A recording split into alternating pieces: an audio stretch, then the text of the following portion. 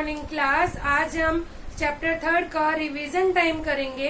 Revision time के questions देखेंगे, आपको उन्हें अपनी फेयर नोटबुक में सोल्व करना है। तो देखिए, इसका फर्स्ट क्वेश्चन है find the pattern and complete the following. आपको पैटर्न फाइंड आउट करना है, उसके बाद उसे कंप्लीट करना है। फर्स्ट क्वेश्चन का ए पार्ट देखिए, आपको दिया हुआ है P11 Q10 R9 and S8 और आपको क्या करना है, नेक्स्ट 3 वैल्यूज निकालनी है। नेक्स्ट 3 वैल्यूज आपको फाइंड आउट करनी है। तो देखो इसमें क्या पैटर्न फॉलो हो रहा है, P Q R S, इसका मतलब नेक्स्ट अल्फाबेट आ रहे हैं। तो यहाँ पे क्या आएगा, S T U and V आ गया हमारा। इसके बाद न्यूमेरिकल वैल्यूज 11 10 9 8, इसका मतलब क्या हो रही है, बैक काउंटिंग चल रही है। तो 8 के बाद 7 6 एंड 5। तो ये हो गया आपका फर्स्ट पार्ट। ठीक है, अब इसके सेकंड पार्ट पे चलते हैं। सेकंड पार्ट में दिया हुआ है आपका 1Z 2Y 3X और आपको नेक्स्ट 3 फाइंड आउट करने हैं। तो देखो 1 2 3, ठीक है, नेक्स्ट काउंटिंग आ गई, इसका मतलब 4 5 6। यहाँ क्या आ जाएगा हमारा 4 5 6। इसके बाद Z Y X, मतलब क्या हो रहा है, पीछे से अल्फाबेट स्टार्ट किए हुए हैं। तो अब यहाँ क्या आ जाएगा, W U V।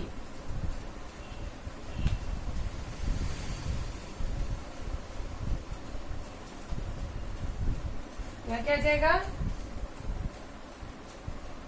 V और U। ठीक है, पहले V फिर U आएगा। ठीक है, इसके बाद आपको थर्ड क्वेश्चन में दिया हुआ है A 2C B 3E C 4G। तो आपको नेक्स्ट 3 फाइंड आउट करने हैं। देखो आप इसको एक साथ नहीं कर पाते, नहीं समझ में आ रहा, तो आप इसे टुकड़ों में तोड़ लीजिए। जैसे A B C, तो अब क्या आना चाहिए आपका, D फिर E फिर F। हो गई फर्स्ट डिजिट हमारी सोल्व। अब हम न्यूमेरिकल साइड चलते हैं। 2 3 4, तो अब क्या आएगा हमारा 5 6 7। और थर्ड पर चलते हैं, C। देखो C के बाद क्या किया इन्होंने, D छोड़ दिया E, F छोड़ के G। तो अब H छोड़ के क्या आएगा I, J छोड़ के K, L छोड़ के आएगा M। ठीक है, तो आया समझ में, D5I E6K F7M कहाँ से आया हमारा, क्लियर। इसके बाद हम नेक्स्ट पार्ट पे चलते हैं। इसके नेक्स्ट पार्ट है आपका 5A3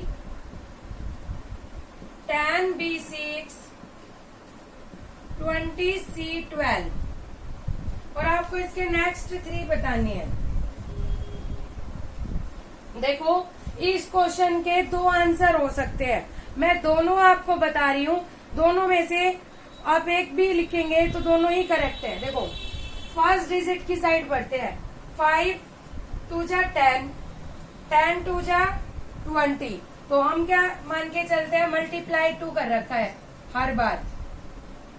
ठीक है, लेकिन 5 प्लस 5 10, मतलब एक बार 5 का इंक्रीमेंट हुआ, फिर हमारा 10 और 20 के बीच में 10 का इंक्रीमेंट हुआ, फिर कितने का 15 का, फिर 20 का, ऐसे भी हो सकता है।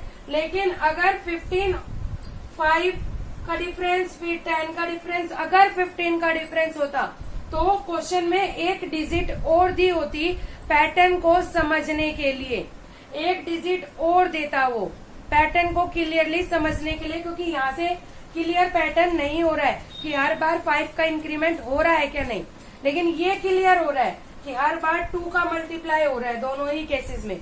तो हम कौन सा पैटर्न लगाएंगे, मल्टीप्लाई बाय 2। तो 5 2 जा 10, 10 2 जा 20, 20 2 जा 40, 40 2 जा 80, 80 2 जा 160। ठीक है, इसके बाद A B C, तो यहाँ क्या आ जाएगा D E F। अल्फाबेट समझ में आया। इसके बाद देखो 3 2 जा 6, 6 2 जा 12, 12 2 जा 24, 24 2 जा 48, 48 2 जा 96। क्लियर हुआ आपको कि स्टार्टिंग में और लास्ट में दोनों ही केसेस में हमने मल्टीप्लाई 2 किया हुआ है, तो आपको मल्टीप्लाई 2 करके ही इस पैटर्न को कंप्लीट करना है। ठीक है, नेक्स्ट पैटर्न पे बढ़ते हैं हम। ई पार्ट इसका 3L9 4N16 5P25। तो यहाँ पर बताइए क्या आएगा। देखो यहाँ देखिए 3 3 जा 9, 4 4 जा 16, 5 5 जा 25। इसका मतलब फर्स्ट डिजिट का स्क्वायर क्या हुआ है। ठीक है, तो 3 4 5 यहाँ क्या आ गया हमारा 6 7 8। इसके बाद L M स्किप करके N, O स्किप करके P, Q छोड़ के S,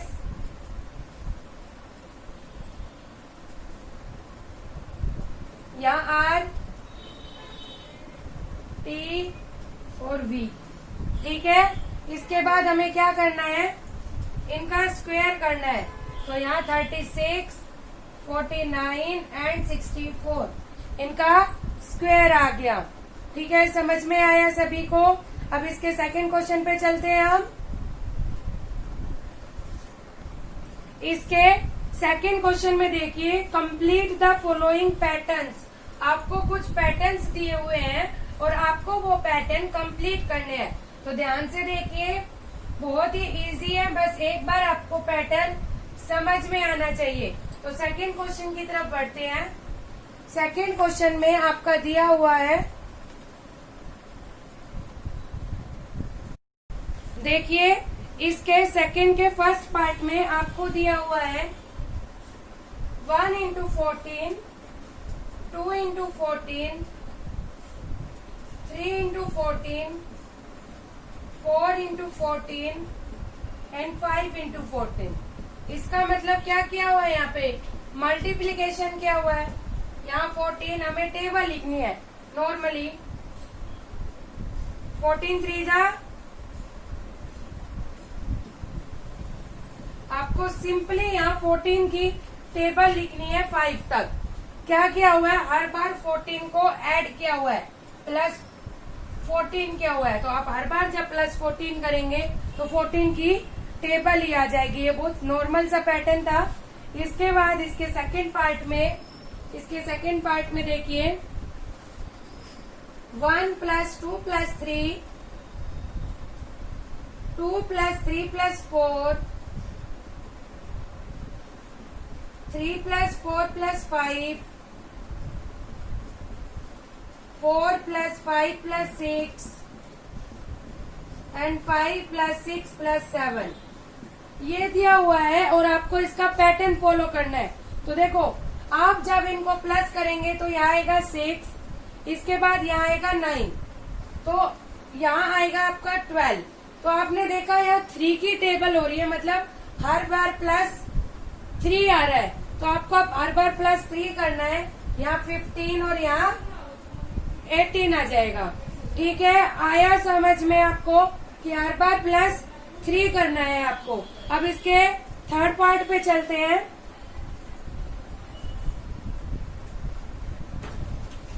इसके थर्ड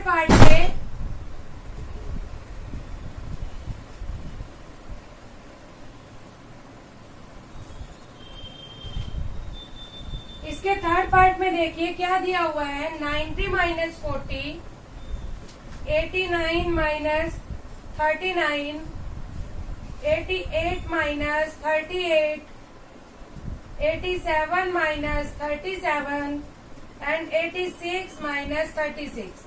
आपको ये दिया हुआ है। तो देखो इसमें आप जब सब्ट्रैक्ट करना स्टार्ट करेंगे तो यहाँ आएगा 50। आप इनको सब्ट्रैक्ट करेंगे फिर आएगा 50। इसका मतलब क्या पैटर्न फॉलो हो रहा है, हर बार 50 आना है। तो आप इन्हें ट्राई भी करके देख लीजिए, वैसे ये पैटर्न फॉलो होगा कि हर बार 50 आ जाएगा यहाँ पर। ठीक है, इसके बाद इसका फोर्थ पार्ट चलते हैं। 45 डिवाइडेड बाय 9, 450 डिवाइडेड बाय 9। देखो यहाँ 550, यहाँ 500, 5000 और 50,000 दिए हुए हैं।